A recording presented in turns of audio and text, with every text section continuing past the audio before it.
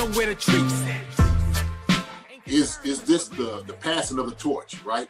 Is this what this signifies? It comes down to that front office and what they feel is most important. The champ is here. We've touched down from a higher plane. Why you landed here? We always look forward to that week because it was always intense. You know that we ain't coming back. We got you. The man, the myth, the legend, Dante Hall. My favorite player growing up was Dante Hall. I love you guys in the show, but Dante was my guy. Get to dashing because you done on the warfield.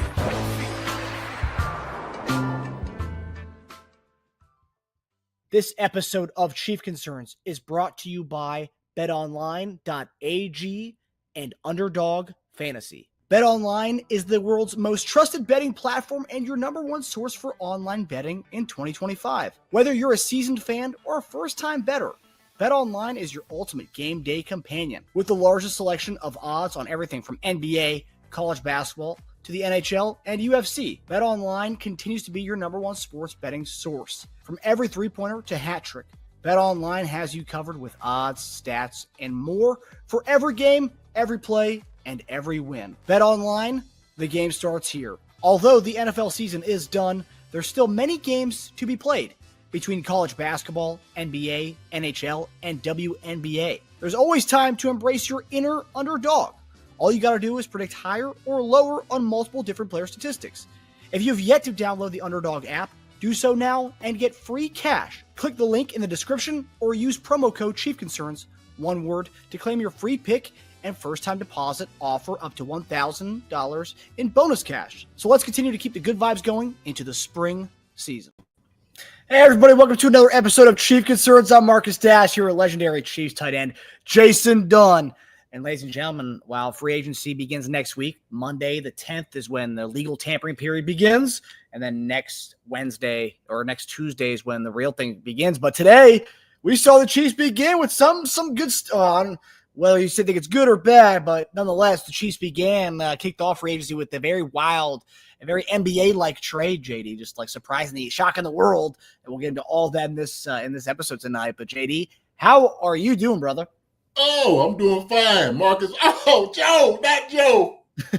Not Joe. Yeah, they got Joe Thuney, man. They throwing him out to the rings, to the Bears. Man, look, I'm doing well. I was shocked with this, obviously, this news. I think it's really groundbreaking news, something that, came out of left field, Marcus, to tell you the truth, man. But look, before we get into all of that,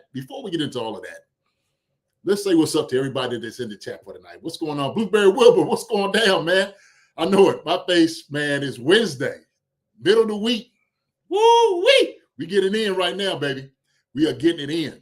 Gary Holland, what's up, my guy? Good to see you as well. G Pick is in the house. Greg Rose, what's going down? Jonah Helling, Leo Chanel News. Okay, we got something with Leo going on. Chief 65, what's going on? Blueberry Wilbur. What's going on? Cliff Johnson, your Marcus Coach Dunn. Cliff, my guy. Good to see you, my man. Good to see you. Andre Chanel, what's going down? What's going down? Sasha, Action Wednesday. Action-packed, Sasha, is what it is. Yes, sir. Mike Brendan, happy Wednesday, everyone. You too, Mike. You too. I know you one of the guys that come here, give us your piece. I love every bit of it. So, Nana Sherry is here. Good. What's going on, Nana Sherry? She said, I'm new to watching the NFL. I finally know all the guys on Chiefs, and now I'm changed. NFL's hard. It's tough. It's the business, though, Nana. It is the business. Everything changes. Day by day, it could be somebody different. That's the way it works. I've seen it plenty of times in the locker room.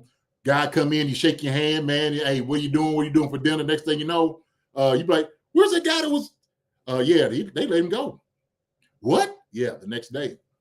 It's NFL, not for long. But Joe Thuney, man, got to sing his praises. So, who else we got in here, man, for tonight? I think that's it. Kenneth Eaton. Oh, you said excited to see everyone's thoughts. Yeah, Kenneth. Yes, sir. Yes, sir. Me and Marcus got some good things to share. Some really good things. I want to really hear Marcus. Look, Marcus sits back and listens to me talk, okay? I think tonight I want to hear Marcus's deep dive into some of these things, man. Marcus got some good feel about what the things we want to do. So I want to hear a little bit of him, man. So with pleasure, baby. With pleasure. Yeah, Linda Hunter's in here. Chief of Fan 1969. Yes, sir. Yes, sir. So here we go. So here we go, man. Let's go and get this thing started, baby. Let's go and get this thing started. Let's do it. So, all right. So we made reference to it. The Chiefs shocked the world with this trade that happened pretty fast this morning. And obviously, I've been talking. Ryan Poles, the Bears GM, has a relationship with the Chiefs. Used to work with Kansas City for a while, so there's already that relationship there.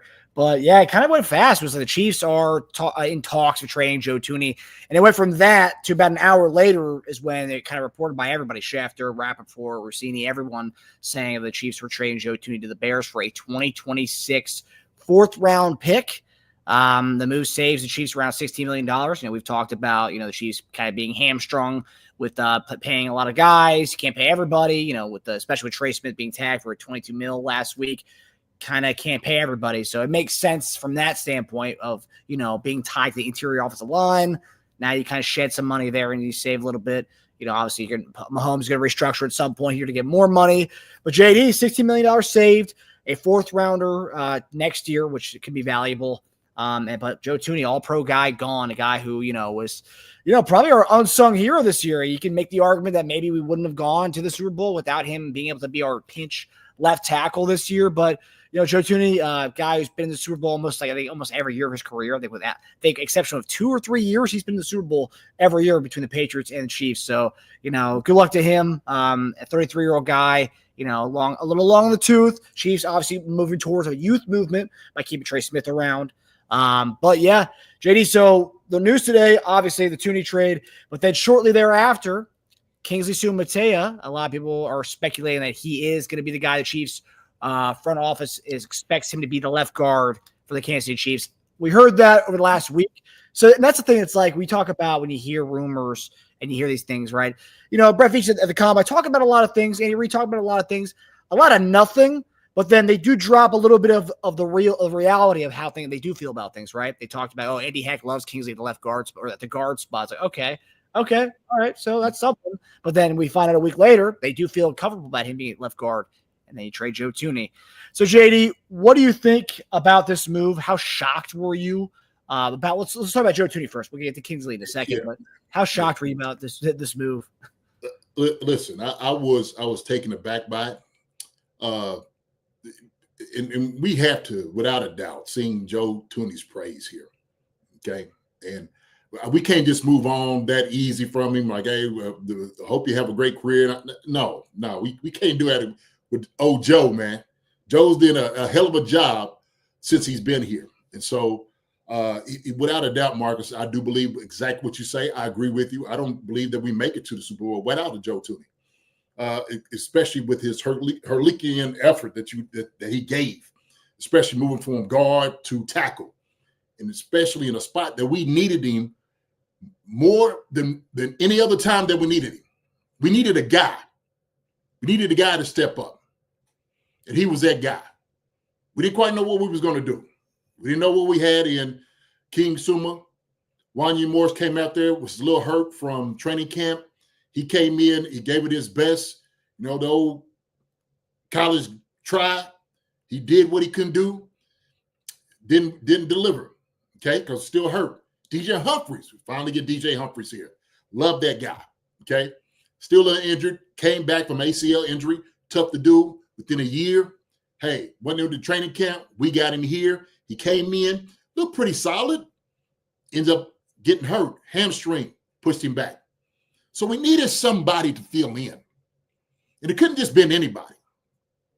It couldn't have been Ethan Driscoll, or it couldn't have been, somebody else that guys just wanted to throw out there and see, hopefully this will work with a prayer. No. The guy that answered the call was Joe Thuney. He was the guy, okay?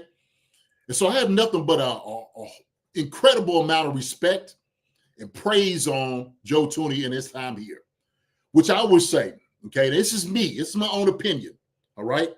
I'm going to say our best offensive lineman. Joe Thuney was our best offensive lineman. Now, some people may not believe that it will not, but I without a doubt, our best offensive lineman is Joe Thuney, okay?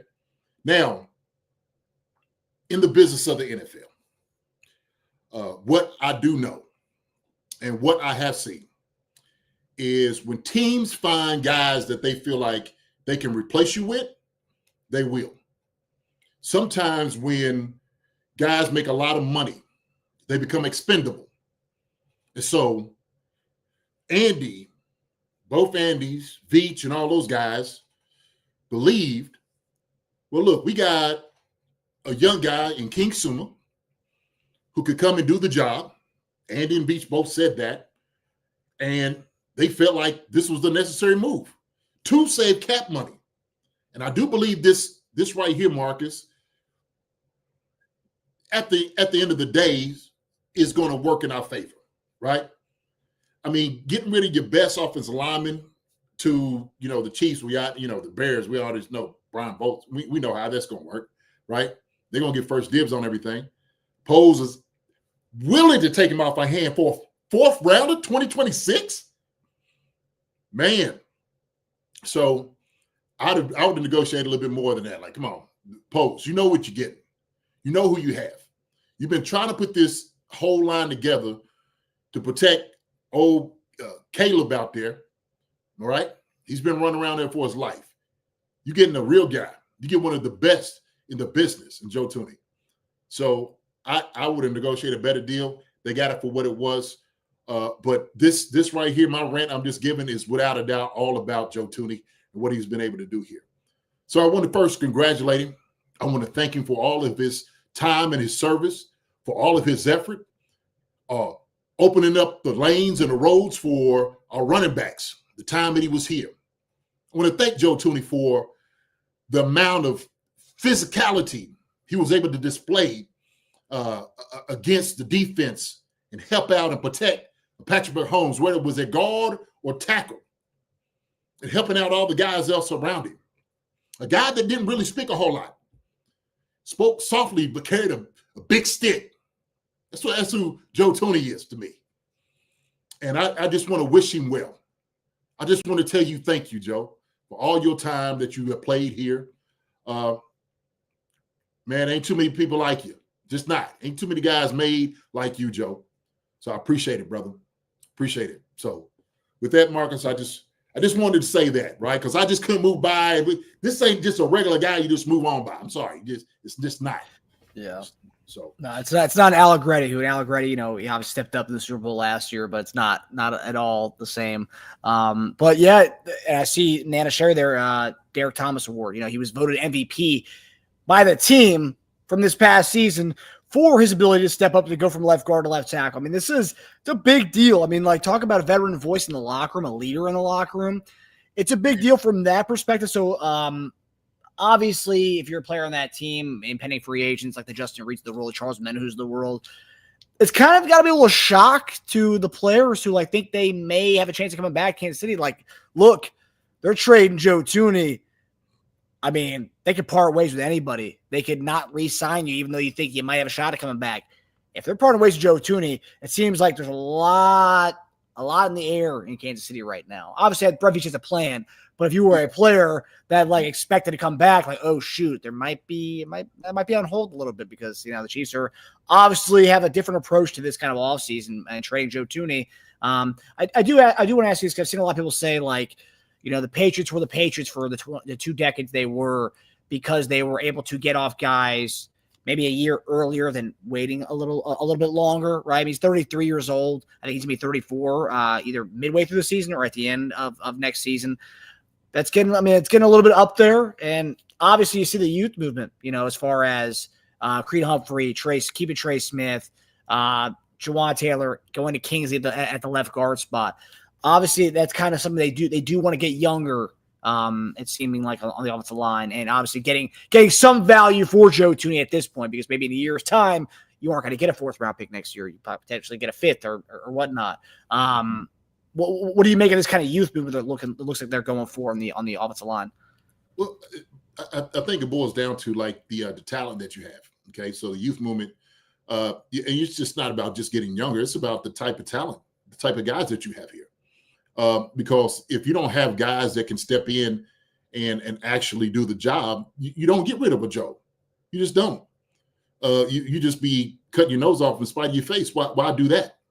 So I do believe that this whole move had to do with, one, they are very comfortable with putting King Suma there at that position playing guard, right? I think they have acknowledged that. They have stood on the fence about it, stood on the table for him and saying, hey, maybe he's not a tackle. Let's move him down here. And he played well when he went down to guard, okay? Look, he's an athletic guy. He has some very, very physical attributes that people covet after. That's why we got him here. That's why we picked him so high. But maybe his better position is playing guard. So for them, moving down where he's not out in space, now you can get your hands on guys immediately, right now. You got Creed on the inside of you, and you got whoever it is on the outside, your left tackle on the outside of you well. So it helps you out a lot. It helps you out a lot, not to mention his talent. So we know being a draft pick, a high draft pick, you got to make that guy play. I said that the other day, didn't I? I said, look, there's no way guys that's making a whole lot of money. I was talking in reference to the dude that was the coach who's talking to the defensive line in the Detroit Lions. He was like, look, I let this rookie play. But the rookie was a 6th-round pick. The other guy is making a whole lot of money. He's like, look, y'all got to play. Guess what? King Suma's got to play. Why? Because we have a large investment in him. We do believe he's a future. We thought he was going to be the future left tackle. Come to find out, he's going to be the future left guard. That's the way it's going to look. And so I'm fine with that. I think they understand it. I think they're fine with it too. So nothing personal. I think they believe like, hey, you know what, Joe? We appreciate everything you've been able to do. We're not going to just leave you out there. We're going to, hopefully trade you to a place that you can still continue to do your great work and service to quarterbacks like you have been doing since you've been in the league, whether it be Tom Brady and then, Patrick Mahomes. We want you to be able to do that and still play at a high level. And Joe Thuney's been doing that since he's been in the league. I'm sitting over looking at it. I'm not really a PFF guy. I'm not really that type of guy. But what I have seen, I'm just telling you, this is my eyes, this is my grade. When I'm sitting over and I'm going through the grades and what I see each and every week, Joe Thuney is always at the top of our list as far as what he does out there on the field. No question about it. So like everybody here in the chat is just acknowledging what he said. Kenneth Eaton said, is Joe Thuney Veach's best free agent signing? Feels like it, at least among the big money players. As far as, and also on longevity aspect too, because you think about Frank Clark, well, that was a trade, but Frank Clark, Tyrann Mathieu, they didn't really stick around that long. Thuney's been top to bottom. I mean, he's been an Iron Man for us. Besides the 2 games he missed last year in the playoffs. Right, and the value for what you've been able to get. That's what you're looking for. You're looking for performance. Is he worth the money? He was worth every single penny that we signed him for. Every millions of dollars, he was worth that. No question. And probably then some. Well, 100%. now we got to turn the corner a little bit. So Trey Smith on the other side is getting 23. We're talking about Creed Humphreys making 18. The offensive line was getting real expensive. And so we're trying to figure out what we still want to do with this left tackle situation, and we don't quite know. There's some guys out there, free agent, that's going to be at least wanting somewhere around what Joe we let him go for, right? Yeah. It's going to be against the cap. And maybe we could talk some guys down. Look, and we said this, there's people that like different guys, okay? I don't believe every guy's a good fit here. I don't believe we should just take guys because guys are available. I'm sorry. And if a guy's just okay, I say pass on it. You make sure you get the right fit, the right guy that's going to be here. So what does that mean for us, Marcus? This is kind of really the question. What direction do we go? Do we still covet that young guy playing left tackle in the league and draft? Or do we get a veteran guy here that will say, hey, he's a better fit for us. He could do a much better job.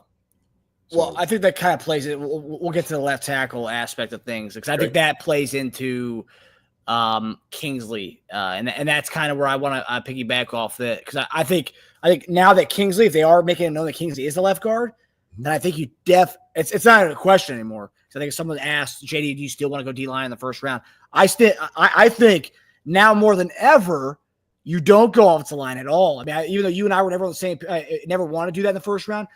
I think you double down and definitely go veteran offensive tackle. You use that money you kind of saved here with Thuney and go get a veteran left tackle. whether you want to spend a big time chunk on that or not. But I still think you go get a veteran left tackle, regardless if it's DJ Humphries or a guy like, Cam Robinson or the guy that people want from the Steelers. I forget his name, but Yeah. Look, what it does is it gives you a little bit of room to negotiate and get what you want. Okay, give you a little bit of leeway. So, do you go get a Cam Robinson for like $17 million if it's something that he wants to sign for, right? If that's something he wants to do, or like you said, do you go get a DJ Humphries and still go to the draft? Like I said, a Josh Simons and something like that. Did you go get? Which I said that he's the only exception for me. To be honest with you, he's the only one that I really like. Okay, but they're gonna get what they want. But I do believe that. I agree with you 100% that you had to go get a veteran guy. No question about it. So do you do that? And you go get a young guy who might be able to step in for that year. So I don't know. That's a very good question. Because here's the thing. I'm gonna say this real quick. Here's the thing. Because at the end of this, if we don't work out a long-term deal with Trey, and then you're thinking about 2026, Juwan Taylor's, he's going to be up too. There's going to be some movement. There's going to be some movement around here. Right? I remember a couple weeks ago when we talked about with the Jeff Short stuff. Juwan, you can get off his contract next year because if you get off it this year, it's a big time cap hit. Now next year you can get off it. There's an out in the contract. We have Wanya Morris, who was supposed to be this badass right tackle, which he's still in the building. You can he's your right tackle, and let's say they work out a long-term deal with Trey Smith. You have your veteran on the right side. Trey Smith stays on that right side. You put a Wanya at the right spot, and then I don't know what the free agent class looks like next year for the left tackle spot, but maybe you can get one next year. I don't know. The reports that came out today still that this trade with Thuney highlights the fact that they are going to get something done with Trey Smith. It's a matter of when, not if, when they get the long-term deal done with Trey Smith. Well, that's what the reports were today, at least. I hear the reports, man. What have I said? Right, pen to paper. That's what I want to see. I hear reports. We heard all type of reports. This one right here came out of left field. As far as with him. Oh yeah. Yeah. Today showed you that the insiders have no clue what's going on in Brett Veach's head. Yeah, they choose to do what they want to be able to do. Yeah. Period. Point blank. Okay. When I say this is NFL, this is how deals get done all the time. But I want to say our guy Noah John Marshall. What's up, Noah John? I want to address what you said. He said, I don't get the Humphries idea. They obviously thought he was healthy enough to play this year. He just sucked. If he had been good, he would have stayed at left tackle. How's he going to be better a year older? So let me address this. So DJ Humphries was coming off an ACL injury, which usually takes about 10 months, almost a year to get yourself back right. He didn't have a training camp. He just got here a little bit late. So they were hoping that he was going to be able to be healthy. Now, when he came out there, he actually did a pretty good job when he came out there. When he hurt his hamstring, obviously you see it was a setback. But Noah, this gives him another year to get healthy. So he's not really beating his body up out there on the field because, he's probably rehabbing. He even said, if I'm not mistaken, during one of his interviews that he wasn't healthy enough. And that's why he wasn't necessarily playing. So this is what he said. And so we were talking about this too. Like, well, if he is healthy enough, how come he isn't playing? So obviously they didn't think he was healthy enough to play, or he would have been there, right? So I don't think it was the situation that he sucked. I think he just wasn't fully healthy to go out there. So now what you do is you give him another year. I mean, a full year, all season, training camp, mini camp, to rehab, get himself together. He's going to be a whole different man coming into the season. Now, this is what I know about DJ Humphries, okay? This man is a Pro Bowler, all right? When he played at his heyday, he was an absolute beast. He did a hell of a job. So if you're not really knocking, plays out of him, he gets another year. That's not really going anything against him. He gets to actually heal his body up somewhat, right? If you stay with him for another year, or let's say you do two, whatever it may be, He's not going to hit you over the head for a price point of like what a Cam Robinson and all those guys are going to be either. So he's going to be somewhat a more delectable sign, if you will. Okay, and not to mention because he is a good player. I think the Chiefs recognize that. That's when they went to go get him anyway. They knew it didn't suck, but they knew they was getting damaged goods. Hopefully, the damaged good heals up. So hopefully, that share some light on it. That's what it is. Besides, go ahead. No, I was going to ask a question about Kingsley. So a lot of people said today, a lot of people who were all of a sudden, last week they're pissed off that we were tagging Trey Smith. Now, they're, upset that we got rid of Thuney, but there's always gonna be people who are pissed off about something. Yeah. But one of the things I saw was, how are the Chiefs so confident to go into next year with Kingsley at left guard when they weren't even confident to go with him as the left guard and they went with Caliendo instead? How much? I guess my question is, how much does a year really give a guy like to get ready? I mean, if they weren't ready to give him the keys to be the left guard in the playoffs last year or the second half of the season, how all of a sudden are they, we're fine and confident for him to go into the season being our starting left guard? I mean, what do you make about that take? I think, man, to be honest with you, it's based off talent. And it's almost the same. You can almost use it in the same, argument with DJ Humphries. So you get him a whole year to get himself prepared what he needs to do on the inside, right? They know he has a lot of skill. They know he's very strong. There's some things that he might have to do different-wise, technique-wise. So you give him all that time to get ready, okay? They love his athleticism. They love that his physicality shows up on tape. Now he doesn't have to play out in space, so it makes it easier. He just needs to adjust, giving him the time. The guy that was ready, who actually played that position, a guard, okay, and Caliendo, they're saying how he's more ready to be in this position right now than we believe King Suma is.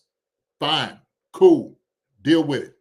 Now they're sitting there saying, okay, King Suma, because of all the attributes that he had, everything that we got him on is going to work at guard. Now that he had to do all the open things out there, he don't have to be on an island out there tackle. Let's make it a lot easier for him and still let him go out there and go dominate.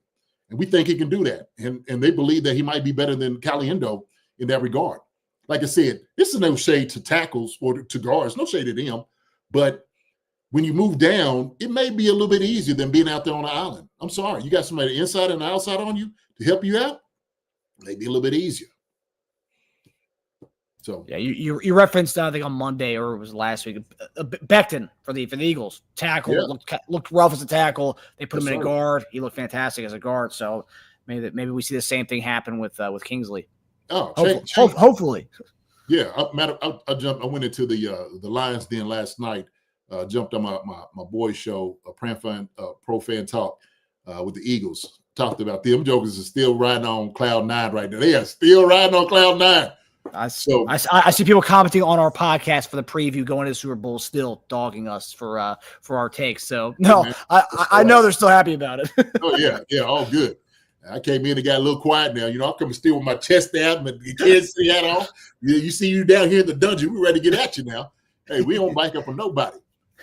But like you said, that move, and I think Cliff Johnson said that. He said, I think King at guard is brilliant. I do too. I think it's a brilliant move.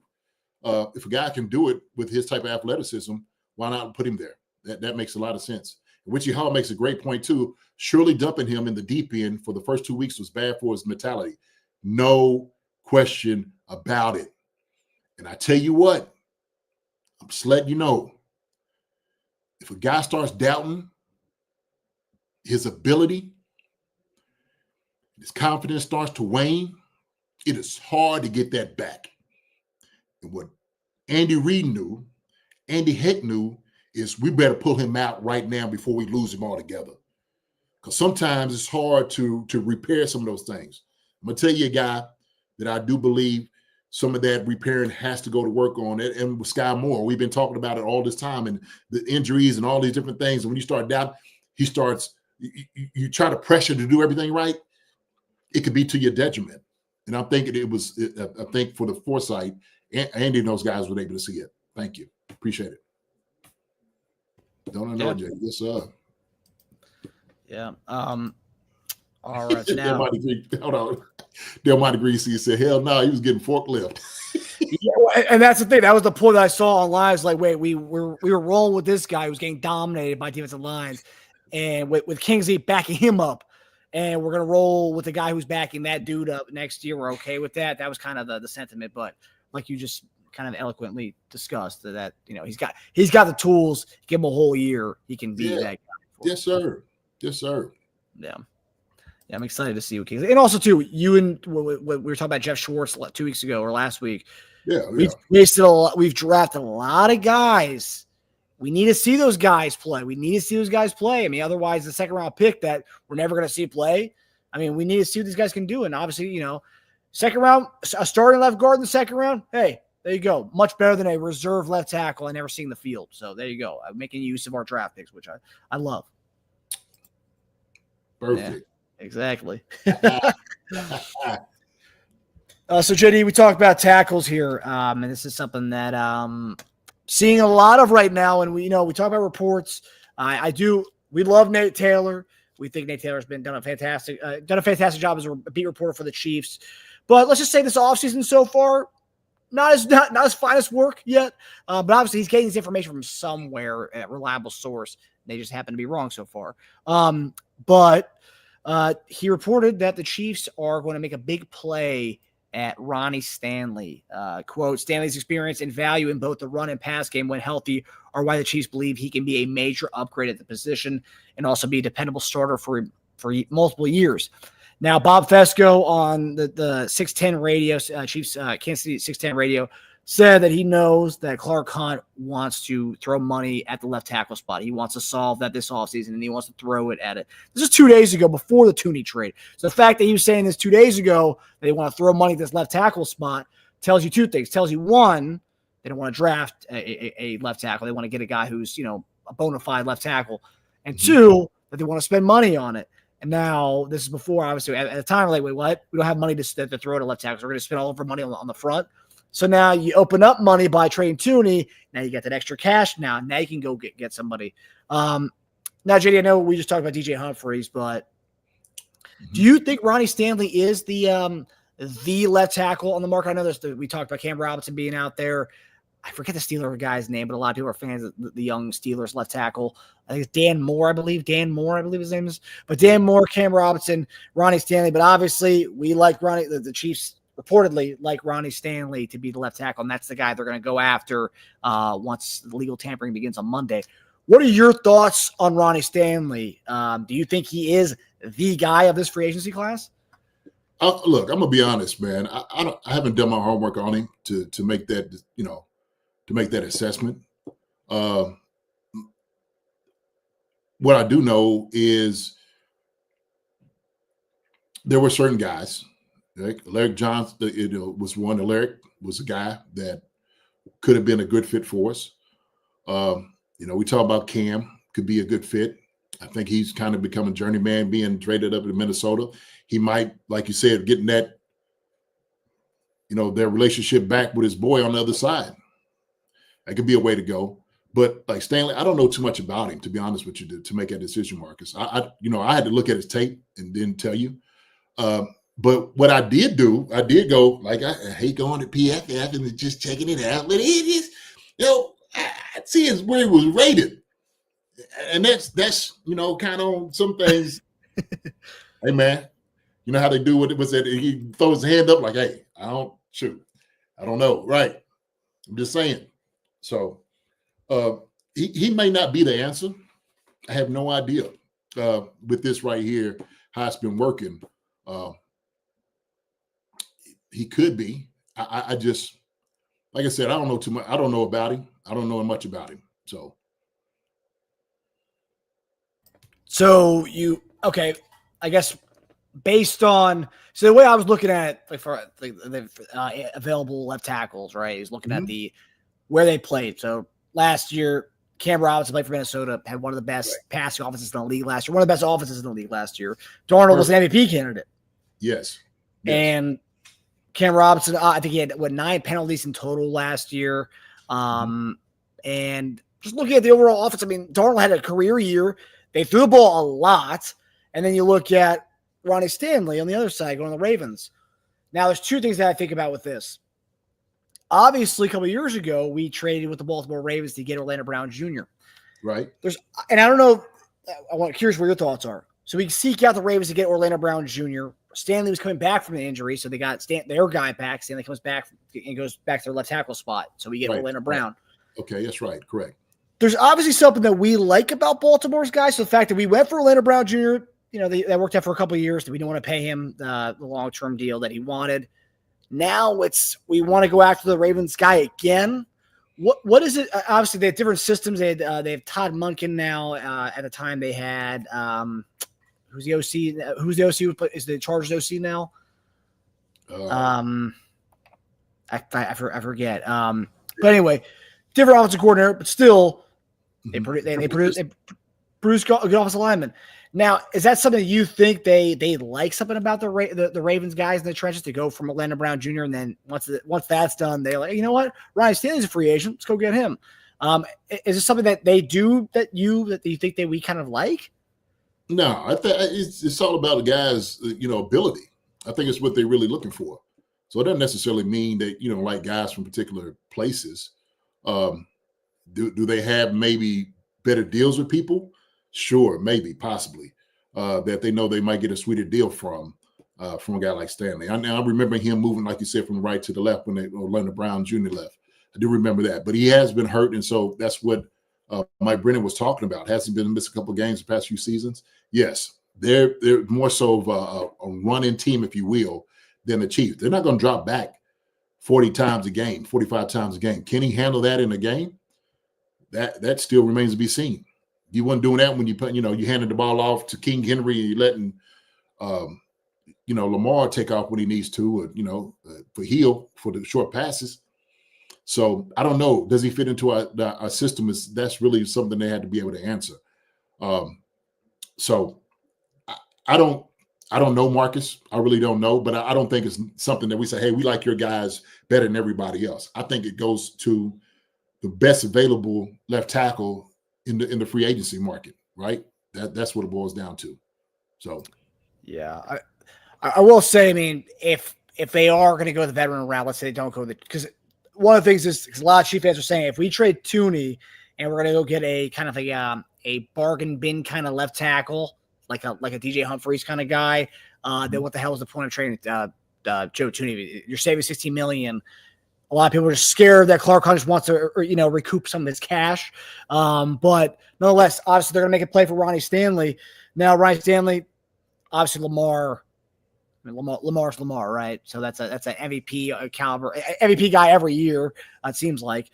And then Cam Robinson, Sam Darnold had one of his best years. Look at Cam Robinson. Actually, when Cam Robinson and Juwan were there the last year Juwan was in Jacksonville, that was Trevor Lawrence's best year. So you could find the positives behind both these guys.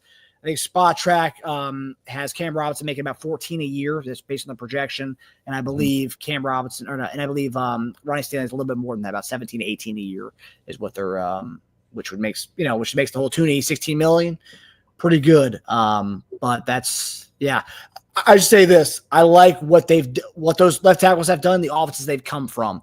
And, it's just – and also, too, whether you get Cam Robinson or Ronnie Stanley, that solves our left tackle problem for at least a couple of years. They're both guys, both like 28, 29, 30. They're not old guys.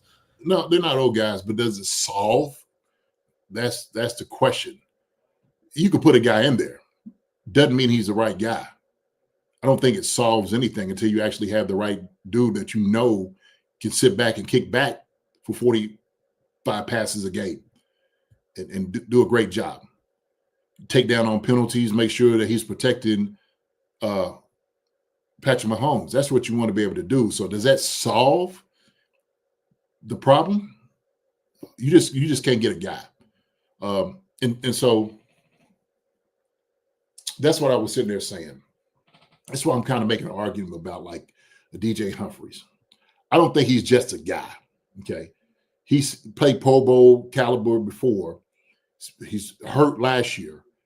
But if he's anything that he used to be for a couple of years ago, that he could get healthy and still show that, and for less money, sure.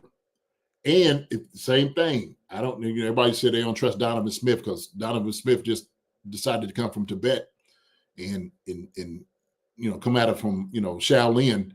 That he wanted to make sure that he's all right, right? Hopefully that's what he's been up there with the monks and stuff, getting himself together. If that's the way you want to go, sure. But the question is, does it solve it? You have to have the right guy. You have to. So I just think that if they're okay with that, by all means, I'm right there with them. I'm on board with them if that's what they'd agree with, But like I said, if you're trying to save money. Because there's other needs we have, though, too, Marcus. There's other guys. There's other guys we need to talk about. What are we going to do with Bolton? What are we going to do with Reid? There's other people we need to talk about signing. So, no cheaters over there, JD. None. Zero. That's right. You got to go see the monk. We're going to go do that. Sensei. So you're, I guess, trying to read between the lines here, right? So you're saying DJ Humphries, if he's healthy, DJ Humphries for the contract that he's going to demand. He's not going to get what Stanley or these other guys are getting. You're saying that's not that his talent and the contract is not that much low. Talent-wise, he's not that much lower than Ronnie Stanley or Cam Robinson. And the contractually, he's significantly lower than all those guys. And you think that's more of a so if because you got to make an argument either way. So if Stanley is sitting over here and he's been having if he's been having problems with injuries, right, and he wants 17, 18 million, okay? DJ Humphries, who was a perennial Pro Bowl left tackle, coming off an injury. Now you gave him time to get healthy. Could he at least mimic what he did a couple of years ago? Sure, maybe, possibly, right? And if you don't, you could get a guy like a Josh Simmons in the first round if you want to do that. Or maybe another guy. You could do that too. I'm just saying, if the cost effective, what are you getting over value? That's what you got to weigh. You got to weigh that out. That way in if DJ Humphries is he going to be able to be healthy enough to play here? If he's not, then they're going to just let it go. They won't even pursue it. And so then they will go get a Stanley. They will go get a Cam Robinson, okay, and decide to do that. But if you're thinking about also too, well, what do we save money at? We get him for 18 million, but maybe DJ Humphries for 9. So you saving 9 in cap, and then for a long term, you could save money and make it go to somewhere else. So I just that's the way I look at it. That's the way I look at it. I mean, if you trust DJ Humphries enough, I haven't seen DJ Humphries out there on the field. I don't know that. So this is just me knowing from his past what type of player he is. For the little bit that we got from last year, seeing him on the field, I thought he did a pretty decent job. I loved his feet. Okay, so Stanley might be able to do it. Comes from a different system, right? Comes from a different system. We know DJ Humphries, he comes from a different system. Kyler Murray, throwing the football, maybe doing some running. But now you got Staley, right?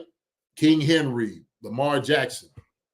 So, yeah. And that's the thing, too. That's something that a lot of fans need to understand is that there's drawbacks to all these guys. People may say, oh, Humphries, injury prone, whatever. He had the ACL, whatever.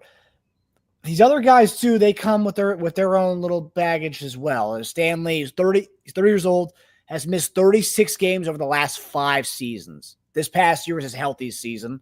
So it's nice and timely that it was his contract year that he was healthy. But 36 games over the last 5 years is a lot of games missed.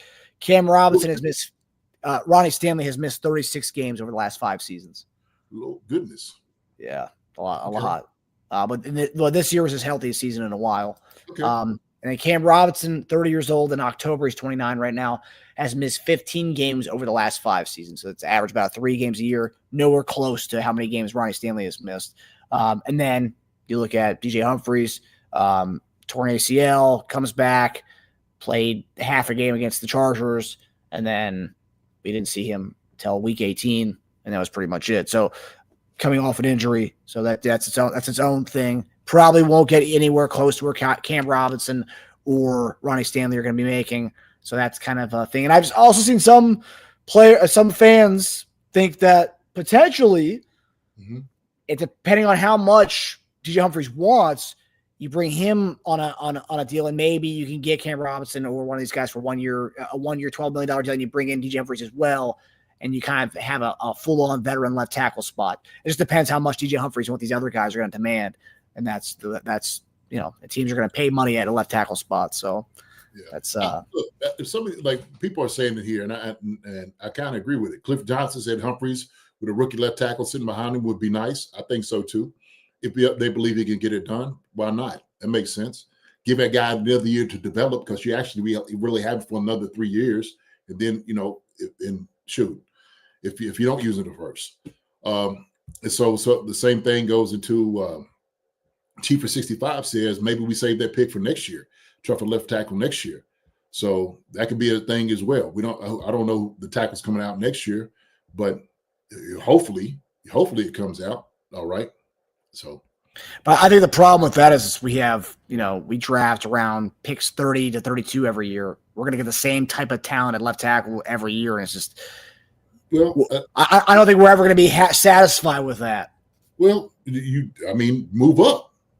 If he's your guy, that's why I said, if you really sold on the guy, you got to move up for him. You got to really want him. Can you get down into the teens to get a guy, if that's the case? You might be looking at the draft next year. Who's coming out? How many guys do they have? They'd be like, man, there's 4 or 5 guys that could do what we could do. Okay, maybe save a pick for next year. So, all right. So which is pretty sure Veach has a lot more thought out plan than any of us fans have come up with in 10 minutes of Google searches. Well, for sure, I'm sure everything I'm saying, they've thought about this. They've been talking about this, and they're weighing it out. So yeah. But if Nate Taylor's correct, which, like I said, he's been kind of off this offseason so far, the Chiefs they're big fans of Ronnie Stanley, then, Why you all on Nate, man? What's going on? No, I'm just saying he's been – because, I think I said to a lot of people last week, Nate knows his stuff. And because people were dogging me saying oh, you're taking Nate at his word. I'm like, you guy knows his stuff. And he's been wrong. So it made me look bad, JD, You're making me look bad. I got to preface your record too. Look, man. Well, listen. I think Nate does a hell of a job, right? There's some things he's not gonna get right. It's just I think he's out here like everybody else. He's an insider for sure. Yeah. Here's a couple of things, but then GMs will throw people off. They go home and sleep on it. They come up with a whole different thought process. Yeah. It's like, hey, we trading Joe Thuney. What? I slept on it last night. Thought it's going to be the best deal. Yeah, people have been throwing around his report from last year that Chiefs fans need to get going on research on Curtis Samuel and Darnell Mooney, and then we didn't get either one of those guys. But again, the thing about Nate is I know he's an insider. He does great work. I'm a big fan. That's why I went 10 toes down the guy defending him last year when people were saying he doesn't know what he's talking about. I'm like, what? He knows what he's talking about. Yeah, because a lot of people just don't trust Nate Taylor's reports. I do. I'm just saying, this year has been his best year so far. That's all. We win some, we lose some. The theory about Nate is he's getting his information from somewhere. It's not some random Joe Schmo on Twitter saying, "Oh, Chiefs are going for this guy." It's like, what? You don't know what you're talking about. You have no sources. Nate actually does have sources. So if his sources are telling him something, he's going with it. And we're lucky to have Nate as far as letting us know what's going on. Listen, Marcus, I have been in the business way too long to know I don't trust none of them jokers saying anything. And I'm like I said, Mal says whatever. And I'm just like, hey, man, that's why I said I'm ready for, ink to paper. I need to see it. And, if you want to, if people want to,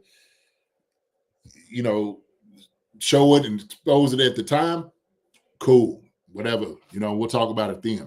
But all the speculation, I can speculate a whole lot of different things. For people to do it. I don't think he's just doing it for clickbait or any of those things. I think he, like you said, he has a real insider that probably gave him something. So, yeah, no, I definitely agree with you on that. Yeah, Jerron Mitchell, Nate be off. Yeah, why you talking about Nate like that, man? Let him get a little sip in if he want to. And Jerron.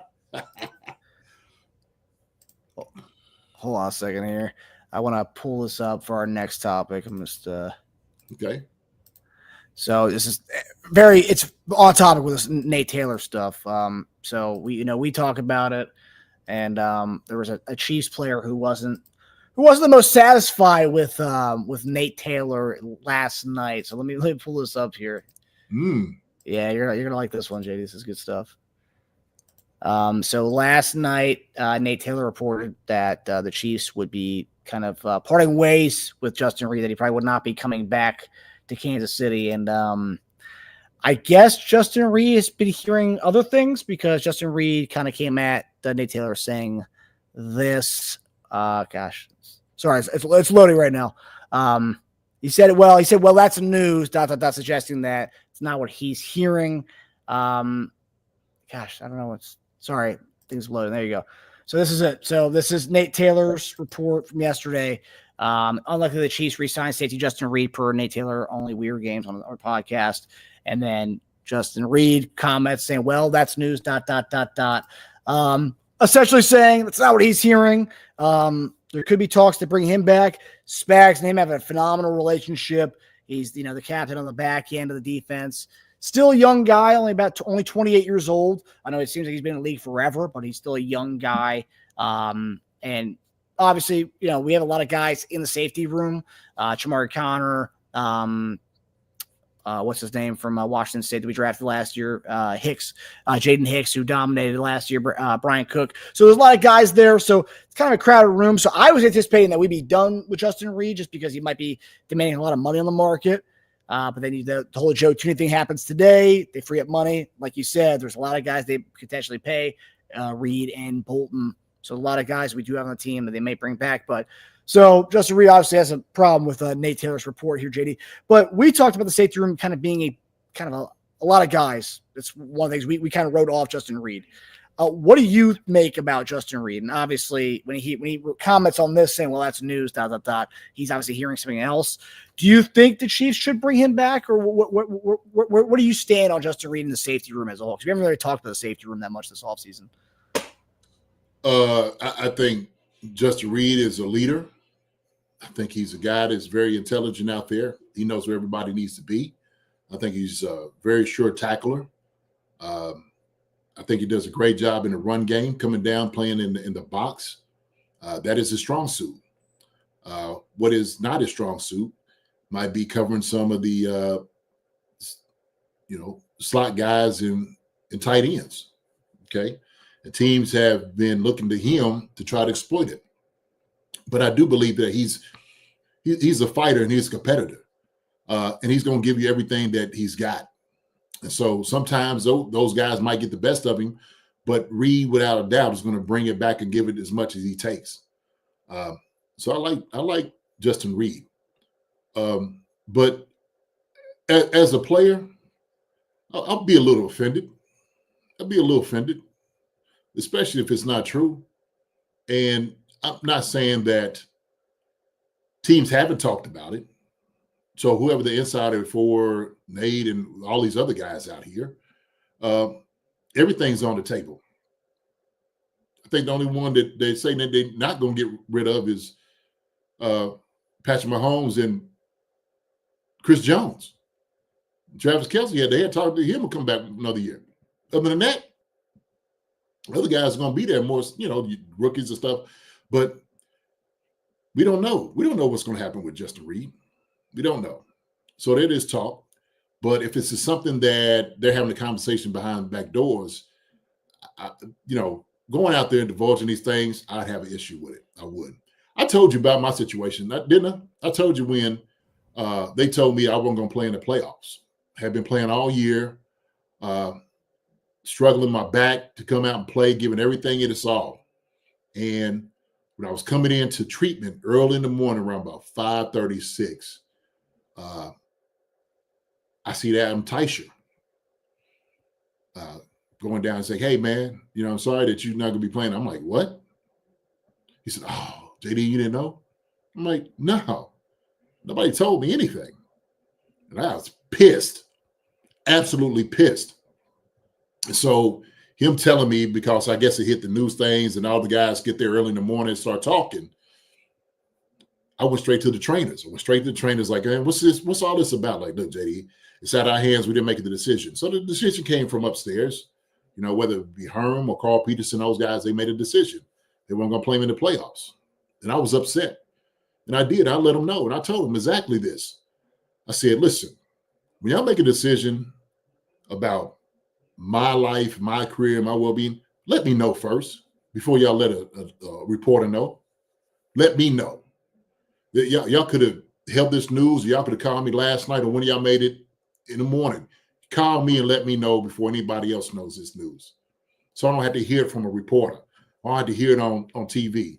And I'm going to tell you something, man. Sometimes this is some of the business, man. That's what I don't like about this, because it can get a little grimy. I call it a little grime, man. Seriously.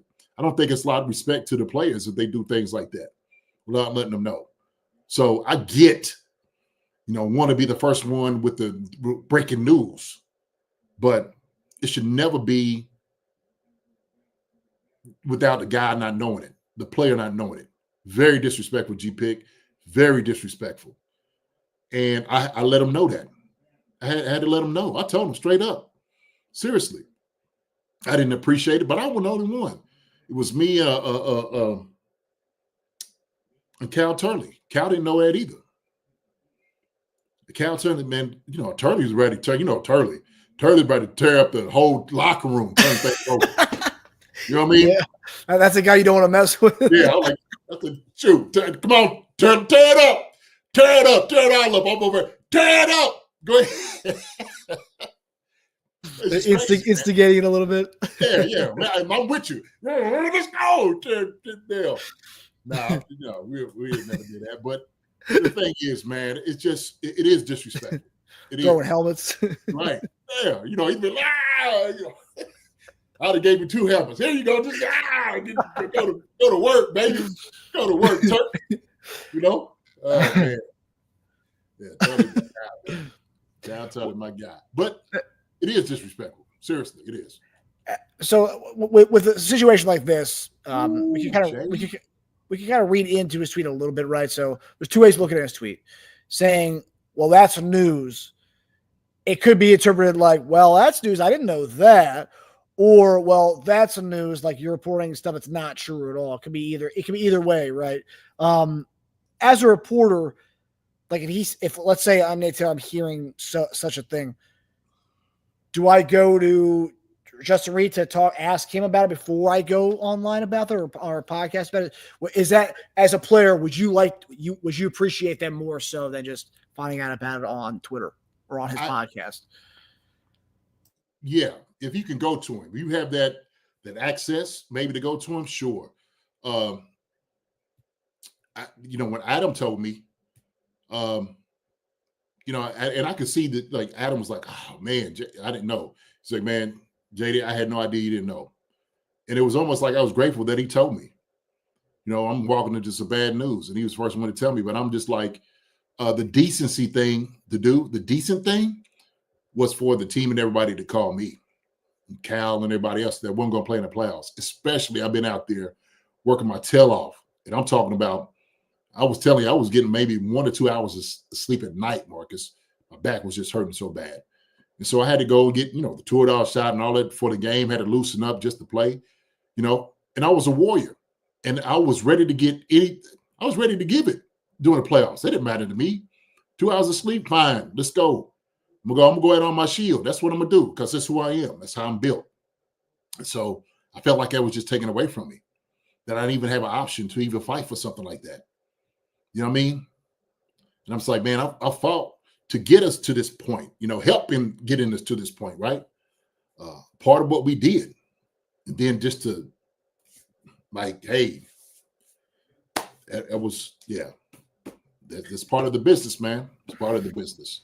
I'm telling you, man, look. And this is the real deal. I'm telling everybody out here. So you see me and y'all listen to me, and I'm telling you this. Okay. The NFL, and Jay said it in here. That's why I was like, whoa. Excuse me. It said the owners look at players as slaves. They are just a number in their eyes. I wouldn't say slaves. I would say a commodity. To some guys, they are just a body. For some dudes, for sure. But if you're more valuable, obviously they're going to give you, more leeway, more benefits. They'll talk to you more and stuff. But some guys, yeah, this is the business. They could be dirty. I don't care who it is. It could be your best team. It could be your worst team. But one thing you could definitely do with every player should be treated with respect, civility, okay, and decency. That's what they should be afforded that. They should be afforded that. So I don't know how this whole thing's going to go down with Justin Reid. Nate Taylor putting it out there. I'm sure they talked about it during that. I could have sit there and said that after the season. Well, they're thinking about Justin Reid, sure, but we don't know what's going to come to fruition. We don't know what's going to happen. We could throw that thing out there. I think that's sometimes that's the bad part about it, because sometimes the reporters and all this come out there and they say things like that. And I'm just like, you gotta watch out, man. So you might get snatched up by dudes. You know what I'm saying? Because it ain't true. And so that's why that's why you have to have a good rapport with guys. Sometimes some guys don't like talking to particular reporters out there. I'm not saying that about Nate. I'm sure Justin and Nate probably have a good rapport. Nate seems like a good dude to me. You know what I'm saying? From the time I've seen him and talk, seems like a good dude. So I just, it could be that nasty part of the business that if you don't tell a person and that player first what's going on, what you're thinking, and what you're talking about doing, hey man, let's check that conversation until it gets there, right? Yeah. So. Yeah. Do you take that his retort to Nate Taylor's report as like a shock? Like, I don't know, I that's news, or you have bad info? I mean, no, you just like, oh, that's news. So he might be talking behind the scenes. Maybe Justin Reid's like, okay, who are y'all talking to? I'm speaking to my agent. We might be having a different conversation. I might be talking to be restructuring my deal. I might be talking about anything. So we don't quite know. But I guess he just had to address it because he's like, wait a minute, man, putting my business all out here. Let me do it. Let me be the one. We still got this thing in the works. We are still talking about these things. And so that's how it goes, man. That's how it goes. I just, for me, you just got to have, the respect for guys. Seriously. Because you're dealing with not just him, but their family and all those other things. You had to deal with it, man. Seriously. We're people out there, man. And it's the same thing like the workers that's being released now, right? Throughout the country and stuff like that. You know, some of these days people are going to wake up and all of a sudden, oh, well, you got your walking papers. What? Yeah. Yeah, you wake up to a tweet saying, "Oh, the government's cut 80,000 jobs," and that happens to be one of your jobs. Yeah, families, jobs, any job, whatever industry. Hey, we're letting you go. My wife, who works in the healthcare industry, she's sitting there talking about, they're already talking about some of these things that the Medicaid, if it cuts to it, is going to affect hospitals. I mean, the most dire positions that you need. And how much it was just short-staffed and hurt during the pandemic. So I just, it goes into companies, employers, and employees. There needs to be a much better relationship and level of respect. Let me put it that way. Let me make it succinctly there and say that. Yep. So 100%. Yeah. All right, so now we're going to do our final topic here. This is something we kind of talked about on Monday a little bit, but in a recent report, NFL insider Diana Rossini reported that the Chiefs could look to bringing in a veteran running back. While it is a great running back draft, we talked about it. You know where I stand. I want Keyshawn Judkins where I want, but the veteran running back market could actually. Teams who don't have a lot of money could actually benefit from the great running back draft class because there's a lot of good vets out there. Some of the names, Aaron Jones, which Aaron Jones, by the way, looks phenomenal in a Chiefs uniform. Aaron Jones, Kareem Hunt, Jalen Warren, Najee Harris, Jamal Williams, Nick Chubb, Javonte Williams, J.K. Dobbins, Eli Mitchell, Rico Dowdle, to name some of the few guys that are free agents. A lot of good names there. And this comes after a report that the Chiefs are not considering an extension for Isaiah Pacheco. They want to see he can prove that he can stay healthy for a full season and to see how he bounces back from the ankle injury that he had last year. So a lot of uncertainty in the running back room. A lot of people have Chiefs drafting running back. Some have us going to get a running back. JD, it seems like another one of the rooms that, we may have to rebuild in a way, because Pacheco's the only guy there. Carson Steele's technically a fullback.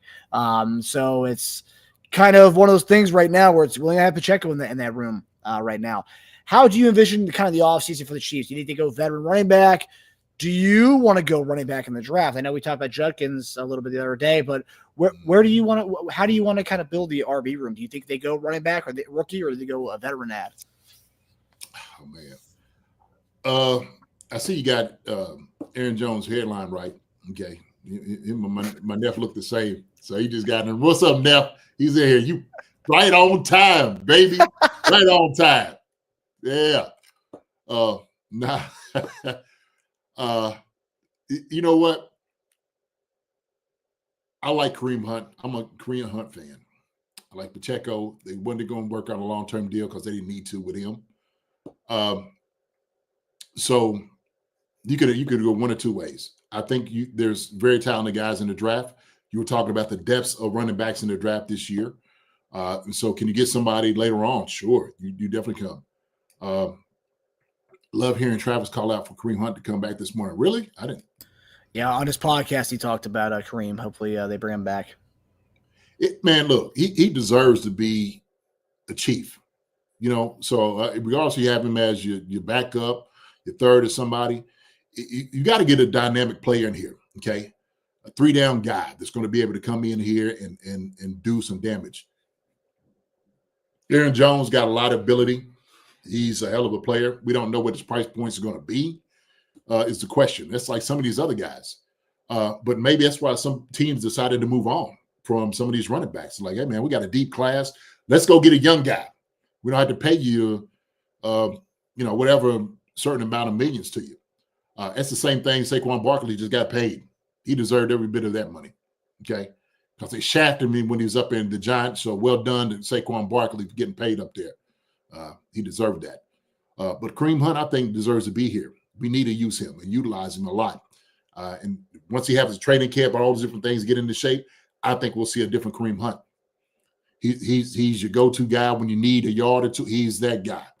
When you need a bruiser, bring him in. Get that yard, we know he'll get it. So there's going to be some very talented running backs out there, Marcus. I think you kick the tires on a few guys, see what they want. I think you should do that.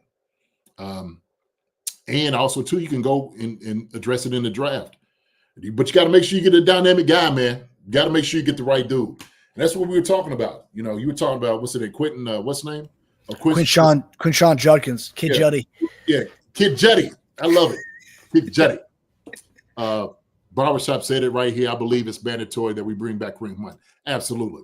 I don't think you go into another season without Kareem Hunt on your sideline next year. I think it'll be a disservice, Billy. I think it would be. Give him another shot for a ring. Go ahead and get it. Travis Kelce is sitting there saying, I'm going out on my shield. I'm looking to get this last one in. I'm going to do it. Might be Kareem's last one. Let them both go out there, okay? Galloping like horses, all right? Gladiators, giving it they all. And so that's what I feel, man. I think that. So, yeah, so you need the organization to show how they have faith in him, not like the Browns kept him on a shelf to use when Chubb was hurt. Yeah, he came in. Well, Chubb's going to be free agent, I think. They let Chubb go. Yeah, he was one of the names I mentioned, yeah. Yeah, you think Chubb going to be able to come here in Kansas City? I mean, he still got ability. He was running last year. It took him a while to get somewhat. Poor guy's been through it, man, with those injuries. Yeah. Well, and that's the thing. It's like, I do think kind of what you said, a little bit of both, right? You bring back a veteran guy like a Kareem Hunt who showed that he can be the every down back when Pacheco was out last year. Coming off the couch, coming off eating Cheetos, he came into a game getting 15 carries for 79 yards, then had three straight 20-plus carry games, which hadn't happened since LJ back in the day, which is crazy. But I do think it's got to be a combination. Pacheco's got 1 year left. Pacheco hasn't proven to stay healthy for a full season. Hasn't done that yet. And I think it's one of those things where last year of a deal, you bring in the young guy, and obviously I want Judkins, which is second or third round, but nonetheless, it's a deep running back class. So you can get a running back from rounds 2 to 5 in this draft class, and this guy could be a hit. You bring him in, so he could potentially be the one to take over after this year. But you also bring a Kareem Hunt with that, so you have a guy. If Pacheco does go down, you're not giving the full carries to some young kid out of college.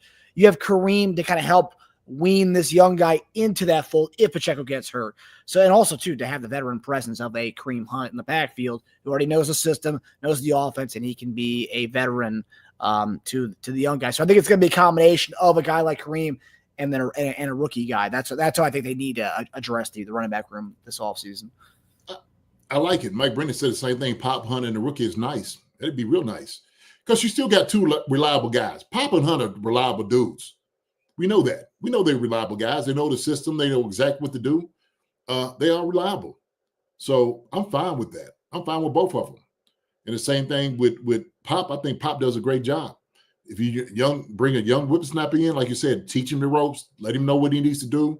And like, hey, it's almost like the same thing. My coach was like, look, we're going to bring him in, but y'all need to understand we're going to give him a lot more of the reps if he's a guy, especially if you take him earlier. So, but you don't get rid of a Pop and a Hunt. You don't do that. They're solid guys. They've done a lot here. Do you seeing like the report that the Chiefs kind of want to like see they want to give him an extension, Pop, like they want to see him like be healthy for a year? Reading the tea leaves on that, does that make you think that they might be just this might be the last ride for Pacheco? I mean, look, they don't need to sign him. You could go in for an extension. Like, look, we're not doing that. You know, you got to go out there and blow it out the water. So you got to force our hand. So I know people ask these questions, but they don't have to resign everybody. They don't. They're not loyal to any other guy to do that. Like Joe Thuney, hey, we let you go. And so it could change by next year. And the thing is, what we've been able to get from Pop thus far has been dynamic. I loved everything he's been able to do for us. So hopefully he'll get back to his old self coming in this year and give us some more. And so the thing is, hey, if he blows it off the water, sure, maybe sign him. If not, then they let him go. And there'll another guy come in. The problem is, well, we know this because of the market of the running backs. They're not as valued, especially here with the Chiefs because you're not running the football 25, 30 times. Yeah, it's not doing it. Really. So, yeah, that's why it makes sense for the Chiefs to go. That's why I think they are going to do that kind of a little bit of vet and also bring in a rookie because you have a cost control guy. You get a young guy. He's cost control for the next 4 years. To pay him, and then when the 4 years are done, do the same thing again. Find this young guy or the next Pacheco, unless you are bringing in a guy like if we do draft a Judkins type, and he does be this home run hitter. Then it's like, okay, then you have the conversation. Oh, we extend him because he's been so great for us. But if not, if he's just been a solid guy, you can find another solid guy again. I mean, look, Kareem Hunt, we proved this year that we could pick up a guy off the street, and that guy was instant success for us. Because Kareem Hunt, literally, we pulled him off the street. First game gets 13 carries for 79 yards. Right off the gate. So it's like with the way our team goes, it's like you can find a guy out there who can be that dude and not have to expend a lot of resources for the guy. And it just tells you the talent of Kareem Hunt, by the way, for the fact that he could come off the street and be that productive. It's wild. What do you think about, and Gary says that too, Gary Holland said, what do you think about Ollie Gordon? I know we had an interview with him. I'm just not among the running backs in this draft class, he's not one of the guys I'm a fan of. You're not why? Tell me why. Tell me more. I just feel like there's guys who do a little bit more. I don't want a one-trick pony. And Ollie Gordon's one of the bigger backs in this draft. We don't need. I don't think we need a masher. I think Pacheco, or if you bring back Hunt, I think you have that already. I think you need some more dynamic, someone who can be a third down pass catching type back, or he could be in there for the first and second down and be that guy. I don't think you need another kind of pounder type of guy. Really? So even if he's running through tackles and he's making the hard yards and he's moving the chains, that's Pacheco. That's Pacheco and Hunt's role. You got that. No. What? Hey, Pacheco's a tough runner. He's a little bit lighter. He's a tough runner. But he's not a pounder. That's not what he does. It's not his strong. Okay, we can be honest about that. But once he gets loose, he gets out there loose, right? I guess for me, I would say I like a little bit more of a dynamic back. I would say someone who can go 88 out the gate, but also can give us the tough yards. There's plenty of guys in this draft. There's Travion Henderson from Ohio State. Judkins is also co-back. That guy 88 out the gate. He can hit you, man. Out of nowhere, he can get an 80-yard run out of that kid. He's a good one. Obviously, I'm a big Judkins fan, huge Judkins fan. What's his name from Virginia Tech kid, who we talked about a little bit on the show, has a little bit of fumbleitis problem. He's not going to get you hard. Oh, Scatterboo. That's Arizona State. He's solid. Oh, yeah. Some fans are big fans of him, but yeah, I think I'd be happy with him as well. I'd be happy with a lot of these guys in this running back class. Ollie Gordon's one of the ones I'm not a big fan of. Really? Wow. Yeah. We're gonna get into these rounds right here. Oh yeah. Oh, there you go. Yeah. I know you had two. You had Derek Harmon and Judkins. Judkins. You're taking he's a round 2 guy. Oh yeah. I love Judkins. And I've seen there's a lot of big fans of Judkins. There's also and that's the thing. We were looking at his cons. I mean, like the NFL Network write-up on him was he had a below 5 yards to carry against a Big Ten conference. I mean, what kind of knock is that? Like he had below 5 yards to carry against conference opponents in 2024. Okay.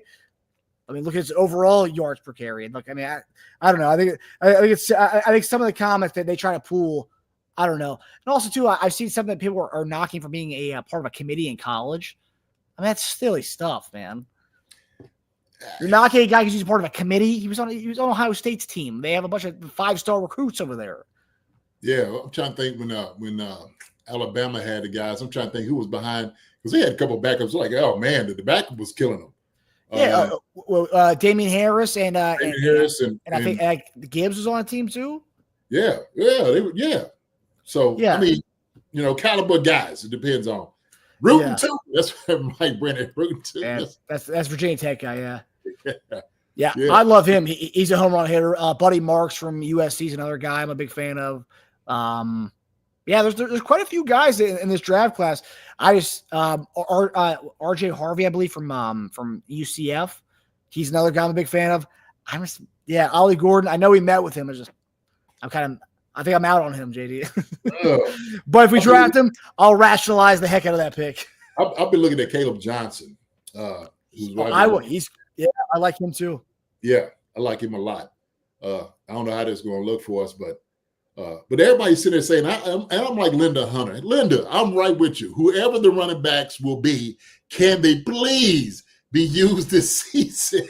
Linda, we're going to hold up a sign. Please use the running backs.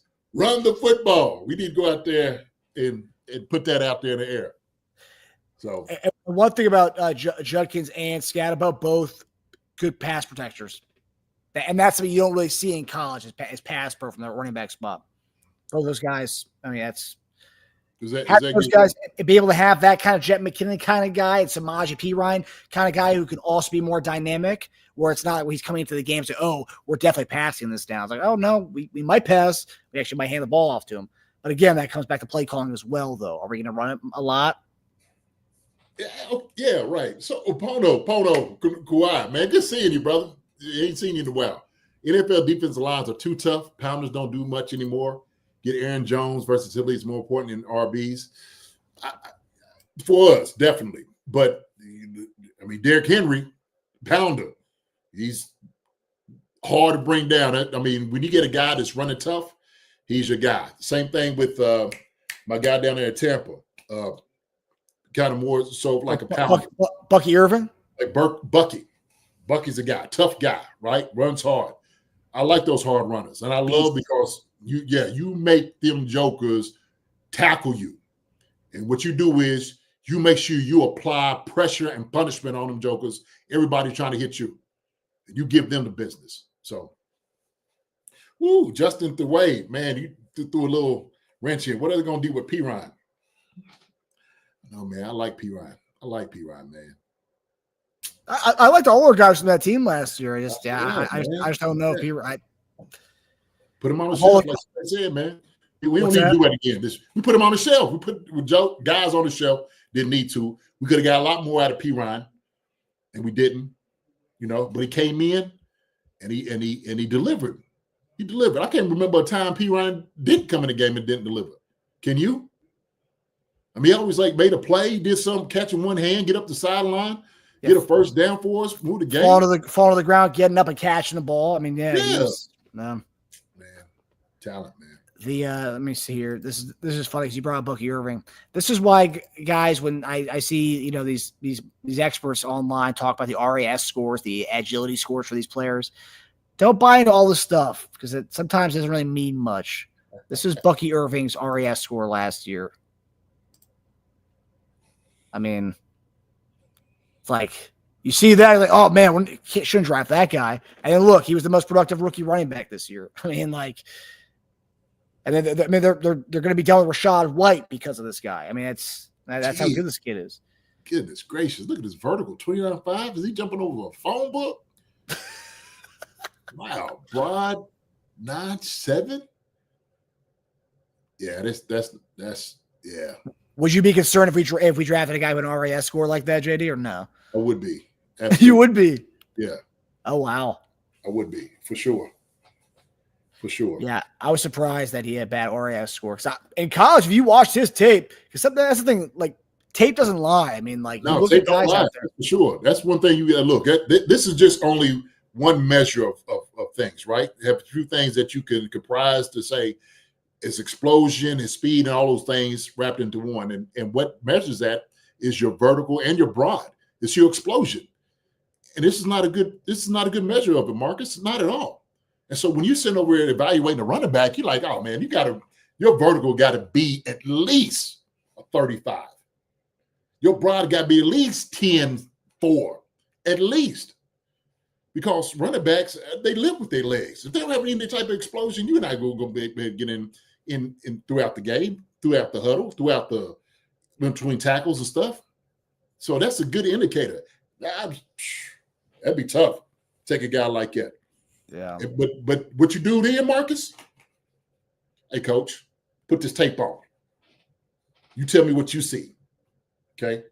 Yeah. And if you were a scout scouting his Oregon team, you're like, oh, I'm happy he did awful at the combine because now everyone's gonna be off him. You need to look at this guy's tape. Go to your GM and show the tape because his tape, it didn't lie. He was a phenomenal running back at Oregon. Yeah, I'm just saying that when you as a scout, you gotta get on the table. You got to show all these numbers. You're like, oh man. So he's like, okay, I want you shoot. Convince me. Yeah, I see his tape. Yeah, is it against Sisters of the Poor? Who's he running against? Who's trying to tackle him? Is it going to be an account next year? Is what we're going to ask, right? That's what I want to see. Is he Poindexter out there that's he ain't trying to tackle nobody. So that's what it is, man. And you got to go into the scout saying, this is why I believe we should draft a guy like this. I know his tapes and I know his measurables and his numbers don't look that good, but this is why you got to get him. So, yeah. So, running backs, we'll see. A little bit of both, a little bit of veteran, some rookie. We're good. And then you have your succession plan to Pacheco potentially with a rookie. So there you go. How about we bring back Louis Reese Zammit? Nate, I had to give one to you. New. I had to give one to you, baby. I don't know if you're still out here. Yeah, he's all here talking about Brian's song. Good deal. Nah, that's good stuff. Good stuff, man. But all right, guys. Well, that does it for us. The next time we will see you guys will be Monday, and that's when the legal tampering period begins, where Brett Veach can begin to talk to players and talk to agents about coming on. So, yeah, the next time we'll see you, the stuff begins. The stuff begins. Don't cry for me, Joe Thuney. Joe, man, it's for you, baby. Hey, hats off to you, brother. Done an amazing job. Appreciate you so much. Going back to the original. Okay. Can't thank you enough, man. Pure gratitude and respect and love for you, Joe. Okay. Appreciate it. So, hey, everybody in here, thank you for showing up tonight. I think we had a wonderful time. The chat was rolling. It was good to get y'all interactions to talk about these things. Nana Sherry, Witchy Hall, thank you so much for your input. New, good to see you, guy. Good to see you, my brother. Gail Whiting, good to see you, Gail. Thank you so much. You have a great evening as well. Andre Chenault, appreciate it. Thank you so much. Linda, Hunter, thank you for all your input. Sasha, you too. Thank you for your time as well. G Pick, my guy, Gary Holland, here in the house, Chief of Fans, 1969. Who else we got in here? Justin The Way coming in from the backside with some good stuff. Pono Kawhi, man, good seeing you, Pono. You always got some good questions. I ain't seen you in a while. I hope everything's well your way. Who else we got in here? Mike Brennan. Thank you, Mike, for you. He always throws some good stuff in here as well. And Newt, appreciate it, guy. Jerron Mitchell. Thank you, Jerron. Don Peterson, my brother. Got to talk to you, man. Thank you so much. Get those prospects ready for Monday. We are ready, baby. We are ready, Tage. Yeah, you be ready too. It's going to be a special time. Tage coming in. It's going to be special. Oh, Amda Brown. What's going on, Amda? We forgot all about Carson Steele. We didn't say a word about him, Amda. I know. I mentioned him. I said we don't have any runbacks on the roster. He's a fullback. Yeah, did I see you shake your head? That's how they do it. That's how they do it with Carson Steele, man. And baby Thor. Let baby Thor, man, let it rock. Preseason Hall of Famer, first ballot preseason Hall of Famer.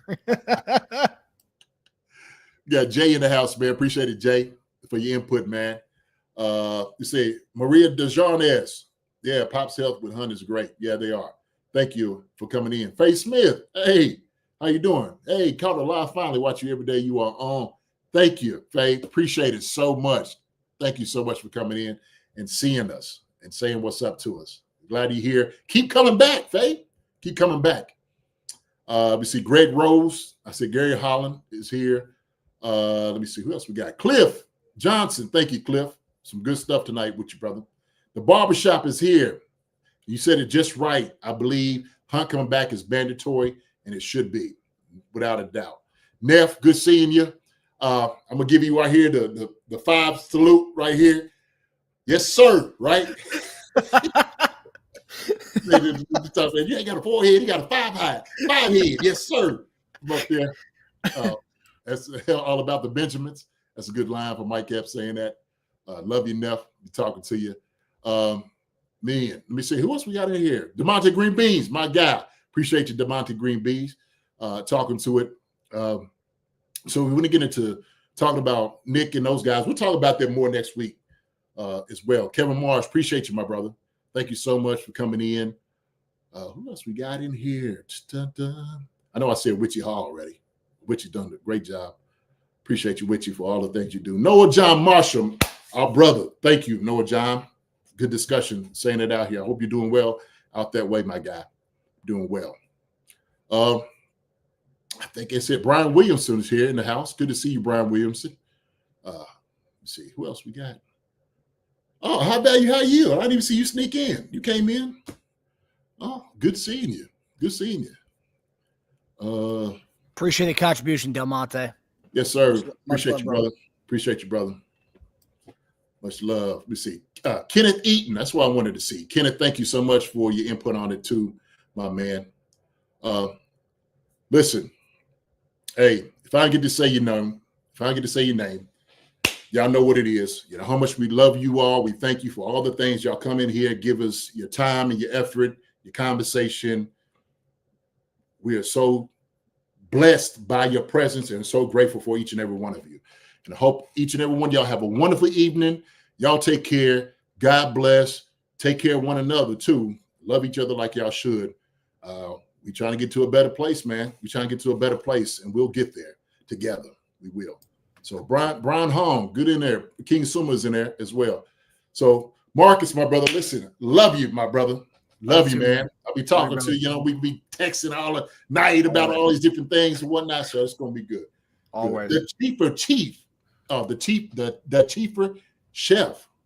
Okay. Never seen you here, man. Keep coming back. Be good to see you. Jay, before we go, actually, DK Metcalf, what if you were to give a percentage on the Chiefs trading for him, what would you give that percentage?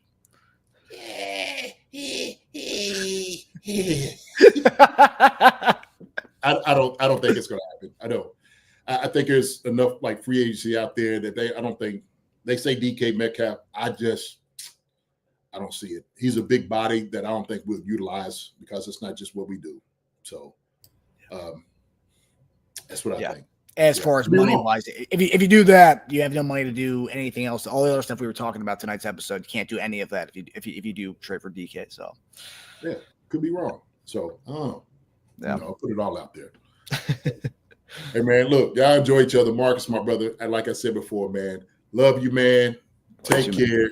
Tage, we'll holler at you too. Tage, if you're still on here, get them ready. You got to fill this thing up. You got to keep going. Yeah. So. All right. Well, we'll see you guys Monday. Have a good week, everybody. Love y'all. Love y'all. Hi, everybody. Thanks for watching. Subscribe here to get the latest from the show. Also, be sure to check out the best clips from Chief Concerns. And if you prefer to listen to the show, subscribe and follow us on Apple Podcasts, Spotify, and anywhere else you get your podcasts.